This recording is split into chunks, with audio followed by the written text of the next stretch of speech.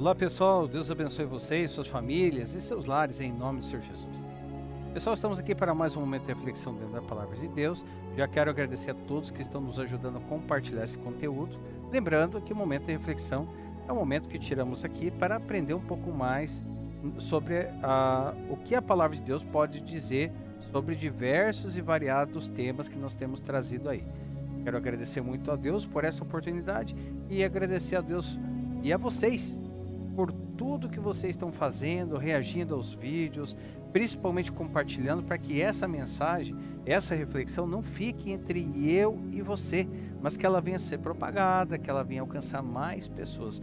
Deus abençoe poderosamente. E lembrando, pessoal, comentários estão totalmente liberados para vocês expor aí alguma dúvida. Puxa, será que a palavra de Deus diz sobre isso, sobre aquilo? Pessoal, coloquem aí.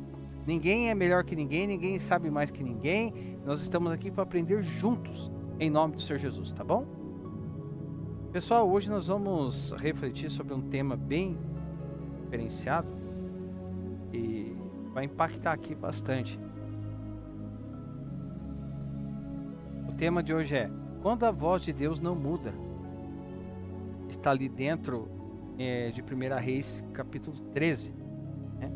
Em toda voz vem de Deus, a unção não substitui a obediência, Deus não se contradiz, revelação posterior não anula a primeira voz de Deus continua sendo a voz de Deus. Então assim, pessoal, nem toda voz que fala de Deus vem de Deus, e nem todo profeta velho carrega revelação nova. Sem contar, abrindo uma aspas aqui gigantesca, o que o povo corre atrás de revelação. Se o povo de hoje em dia corresse atrás de conhecimento da forma que corre atrás de revelação, ninguém seria enganado por falsas doutrinas ou doutrinas duvidosas. Estaria bem centralizado na palavra de Deus. Então vamos lá, pessoal.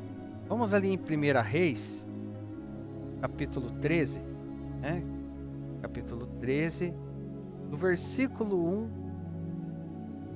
até o versículo 10. Nós vamos ler um pouquinho aqui, pessoal, para entender do que a gente está falando, tá? Então vamos lá. Um profeta prediz contra o altar. E eis que por ordem do Senhor veio de Judá a Betel um homem de Deus, e Jeroboão estava junto ao altar para queimar incenso. E ele clamou contra o altar por ordem do Senhor e disse: Altar, altar, assim diz o Senhor, eis que um filho nascerá à casa de Davi, cujo nome será Josias, o qual sacrificará sobre ti os sacerdotes dos altos, e sobre ti queimam incenso, e ossos de homens se queimarão sobre ti. E deu naquele mesmo dia um sinal, dizendo: Este é o sinal de que o Senhor falou: Eis que o altar se fenderá, e a cinza que nele está se derramará.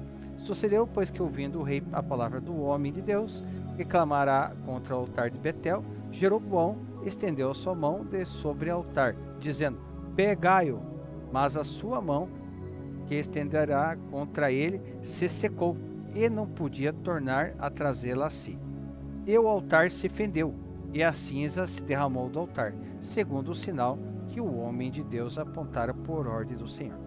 Então respondeu o rei e disse ao homem de Deus: Suplica ao Senhor teu Deus e roga por mim, para que se me restitua a minha mão. Então o homem de Deus suplicou ao Senhor, e a mão do rei se lhe restituiu, e ficou como dantes. E o rei disse ao homem de Deus: Vem comigo para casa, e conforta-te, e dar-te-ei um presente. Porém o homem de Deus disse ao rei: Ainda que me desses metade da tua casa, não iria contigo, nem comeria pão, nem beberia água nesse lugar. Porque assim me ordenou o Senhor pela sua palavra, dizendo: Não comerás pão, nem beberás água, e não voltarás pelo caminho por onde vieste. Assim por outro caminho, e não voltou pelo caminho onde viera a Betel. Assim, pessoal, aqui tem uma ordem clara. Deus levanta um homem de Judá para confrontar Jeroboão. Ele profetiza contra o altar de Betel. né? O texto ali no hebraico diz que é o amar aí o tetragama. Era uma ordem direta. E Deus lhe deu 3 instruções específicas: não comer pão, não beber água, não voltar pelo mesmo caminho.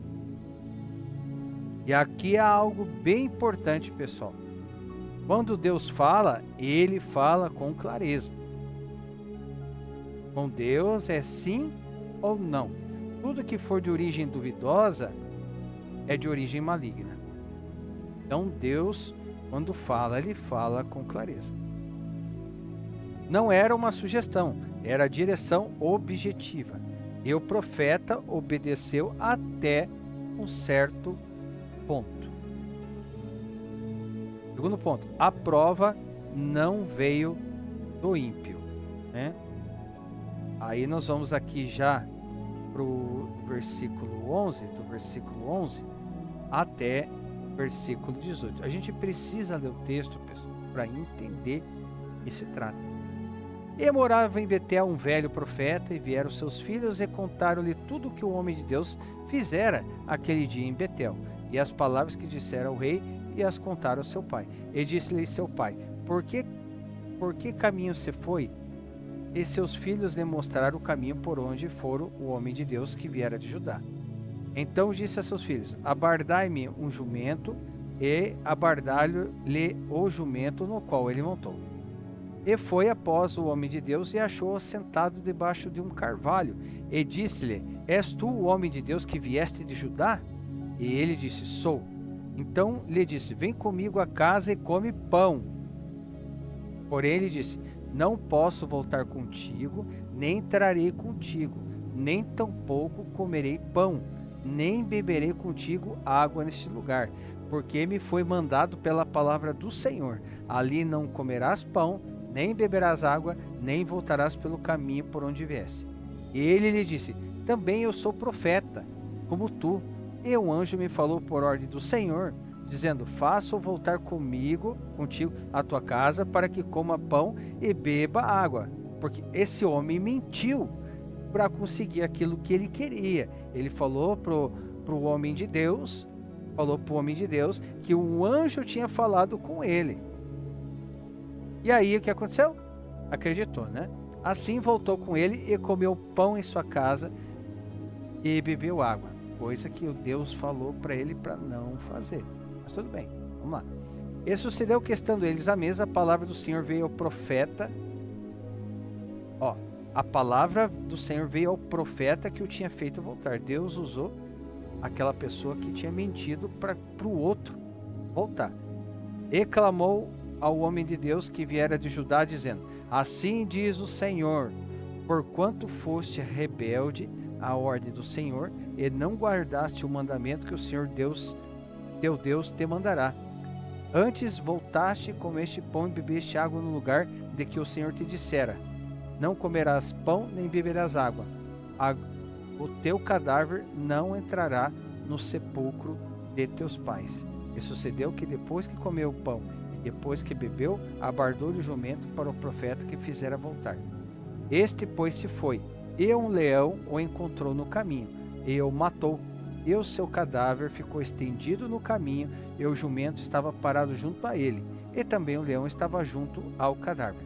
E eis que alguns homens passaram e viram o corpo lançado no caminho, como também o leão que estava junto ao corpo, e foram, e o disseram na cidade onde o velho profeta habitava. E ouvindo-lhe o profeta que o fizera voltar o caminho, disse: é o homem de Deus que foi rebelde à ordem do Senhor. Por isso o Senhor entregou ao leão, que o despedaçou e matou segundo a palavra que lhe dissera. Gente, isso aqui é muito forte, porque Deus tinha passado para ele algumas regras: comer, não beber, não voltar para trás. E apareceu uma pessoa dizendo que o anjo de Deus falou com ela, e aí quando falou que o anjo de Deus tinha falado com ela, essa pessoa acreditou e fez tudo aquilo que Deus tinha mandado não fazer. Então, quando as coisas é de Deus, elas não têm contradição, elas não são duvidosas, é com clareza. E Deus usou a boca daquele que mentiu para falar para o homem de Deus no ato do erro cometido. E aí essa pessoa, ela morreu porque não obedeceu ao Senhor. Mas vamos dar uma olhada aqui. Então, a gente tem que observar aqui, porque é uma coisa bem perigosa. Quem tenta o homem de Deus não é Jeroboão. Primeira coisa, é um profeta velho, alguém experiente, alguém do ministério, alguém que também dizia ouvir Deus. Porque ele disse ali naquele momento: também eu sou profeta como tu, e um anjo me falou, e ele acreditou. Mas o texto declara claramente, porém mentia-lhe, né? Mentia-lhe, ó. Porém mentiu-lhe. E aqui vem o ponto central da coisa. A maior confusão espiritual não vem do mundo. Vem de vozes, muitas vezes de religiosos, que contradiz o que Deus já falou. Se Deus disse não coma, não importa quem diga depois, pode comer. Não importa, Deus falou não coma, não coma. A revelação posterior que contradiz a anterior não vem de Deus, porque Deus não se contradiz.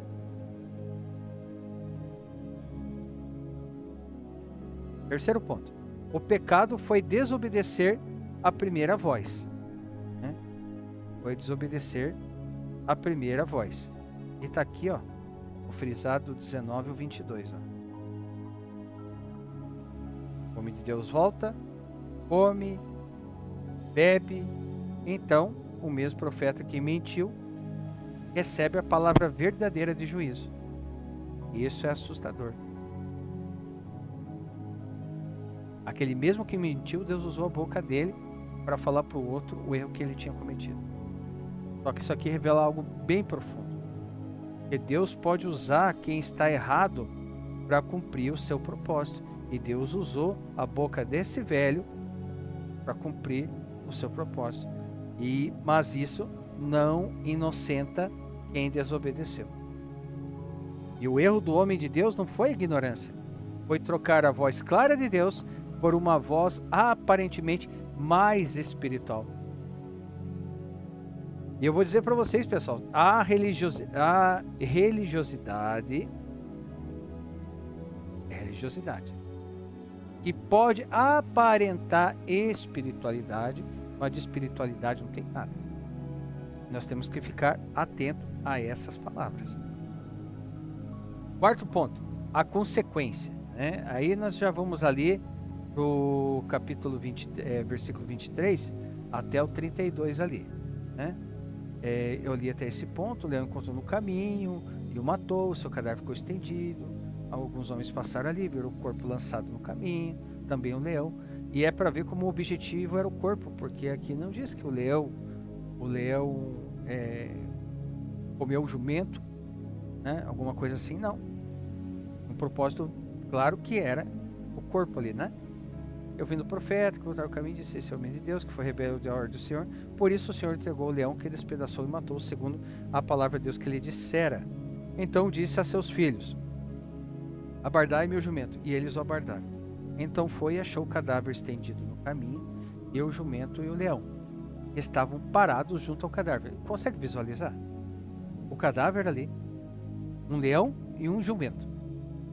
Dois animais que no seu dia a dia não estariam perto. Mas o leão estava do lado do jumento. E o leão não tinha devorado o corpo, nem tinha despedaçado o jumento. Então o profeta levantou o cadáver do homem de Deus e pô-lo em cima do jumento, levando-o consigo. Assim veio o velho profeta à cidade para o chorar e enterrar. E colocou o cadáver no seu próprio sepulcro, e prantearam-no, dizendo: ah, irmão meu. E sucedeu que, depois de o haver sepultado, disse a seus filhos: morrendo eu, sepultai-me no sepulcro em que o homem de Deus está sepultado, onde os meus ossos juntos aos ossos dele.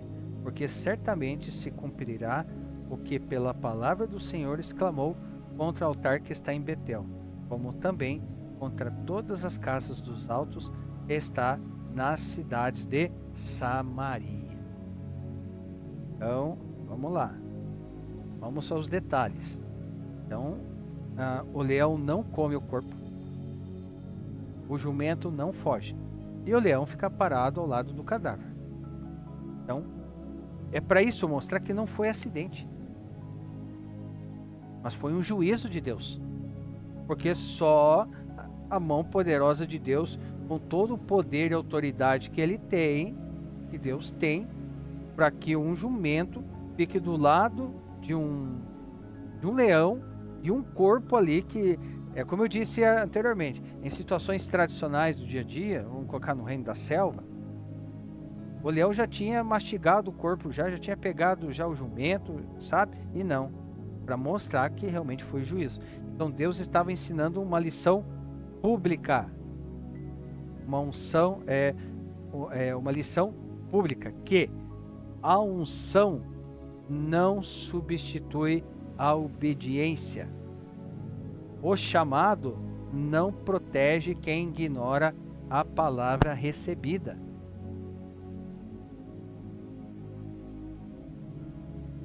Quinto ponto. Aí nós podemos fazer uma aplicação para nós, né? Porque esse texto não fala apenas sobre profetas. Ele fala sobre todos nós. Quantas vezes Deus já falou claramente sobre caráter, sobre santidade, sobre separação, sobre direção? Então aparece alguém dizendo: não é bem assim. Deus entende. Você pode flexibilizar. Devemos escutar isso com temor. Se Deus já falou, não precisa de segunda opinião. Se Deus falou, está falado. Sexto ponto. A igreja como corpo, e vamos colocar aqui uma aplicação eclesiológica, né? Nós sabemos que, biblicamente, a igreja não é prédio. A igreja, segundo a Bíblia, ela é orgânica. É um organismo vivo. Porque a igreja é nada mais, nada menos que o ajuntamento de pessoas ligadas a Deus, pessoas conectadas a Deus. Todas essas pessoas que estão em Cristo Jesus, que é o caminho. Cristo Jesus, que é o caminho. O único caminho para chegar até o Pai, todas essas pessoas sobre essa terra são igreja. Então, biblicamente, igreja não é prédio, é corpo, é povo, é comunidade viva. E quando o corpo começa a aceitar vozes que contradiz a palavra, ele adoece. E tem muita palavra, muito texto fora de contexto que gera pretexto para aquele que está ali levando a palavra. Diversos. E o perigo é esse: aceitar vozes que contradiz a palavra. Vozes, doutrinas, né? Ensinamentos que não bate com a palavra de Deus. Eu já, uma certa feita, tenho ainda, tá por, nem leio, mas um livro de estudo, é que quando eu comecei a ler sobre a história de José, ela começou a colocar uma ótica que José era como se fosse um nariz empinado, sabe? Essas coisas assim. E eu senti no meu coração, eu acredito que foi Deus tocando no meu coração, e a partir dali não era bom ler aquele estudo, porque ele poderia trazer uma visão equivocada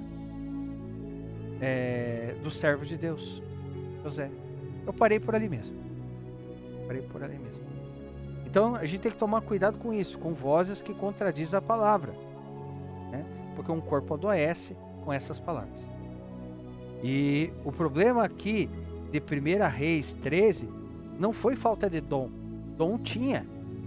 Foi falta de firmeza. Deus falou com ele, falou: não faça. Veio outra pessoa dizendo que o anjo do Senhor também falou com ele. E aí, com isso, juntou aquilo que foi dito com aquilo, de repente, com aquilo que ele estava confrontando dentro dele. E aí, ele acabou cedendo à voz do homem e ignorou a voz de Deus. E com isso, custou-lhe a vida. Então, o problema aqui não é falta de dom, foi falta de firmeza. E aí, com isso, chegamos aqui à conclusão. O homem de Deus, ele começou firme, mas terminou mal. Por quê? Porque deu ouvidos a outra voz que não é a voz de Deus. E aí aqui fica uma pergunta. Você está obedecendo a última voz que ouviu ou a primeira voz que Deus te deu? Porque quando Deus fala, ele não volta atrás. Vamos tomar cuidado para aquilo que vem de vozes que não são de Deus. Porque nem toda voz vem de Deus. Tem que tomar cuidado com aquele que diz assim: assim diz o Senhor, e Deus não disse nada. Eu já passei por isso. Já passei por isso. Pessoas falam assim: ah, porque vai acontecer tal coisa com você. Eu, pela minha fé, né? Queria, né? Recebe que é para você. E não foi. Né? Então, temos que tomar cuidado quando aos poucos vai sendo substituído a intenção do homem, a voz do homem, para querer substituir a voz de Deus. Hein, pessoal? É uma história impactante. Impactante. Acredito que falou com você, se estendeu um pouco, porque a gente precisou ler, pessoal. Às vezes a pessoa pergunta assim: por que o vídeo tão grande? Gente, 20 minutos para você aprender a refletir um pouquinho sobre uma história dessa, uma lição poderosa dessa que eu aprendi e você aprendeu, é pouco. Às vezes a gente vai ver um vídeo no TikTok ou no YouTube, tem 30 minutos, entendeu? Então, às vezes as pessoas, puxa, mas para que ler tanto? E quem lê, aprende, né? Seria mais fácil chegar aqui, contar meio por cima. E aí? Nós não estamos falando aqui de voz de Deus? E que nem toda voz vem de Deus? Por isso que nós trazemos aqui a Bíblia. Ah, eu não concordo. Está certo com Deus. Lá na Bíblia você não concorda? Está certo com Deus. Agora, se foi feito malabarismo exegético, vou colocar assim, malabarismo nas palavras para ela querer dizer aquilo que ela não está dizendo, concordo contigo. Maravilha. Por isso que devemos estar focados e estar sempre de olho na palavra de Deus. Bom, pessoal, comentários, coloquem o comentário de vocês, o que vocês acharam, concordo, discordo, e sugestão de temas aí para que a gente venha trazer aí também para a gente aprender junto aqui no nosso canal. Tá bom, pessoal? Pessoal, então é isso. Vamos pedir muito a Deus sabedoria, entendimento para entender o que é de Deus, para entender o que não é de Deus, discernimento para discernir o que é de Deus, o que Ele quer para mim, o que Ele não quer, o que o mundo está me induzindo, quer me induzir. Então, sabedoria, entendimento e discernimento. Buscar em Deus, tá bom? Pessoal, então isso por hoje é só. Deus abençoe. Eu aguardo vocês no nosso próximo momento de reflexão. Que assim o nosso grande e poderoso Deus desejar, em nome do Senhor Jesus. Deus abençoe.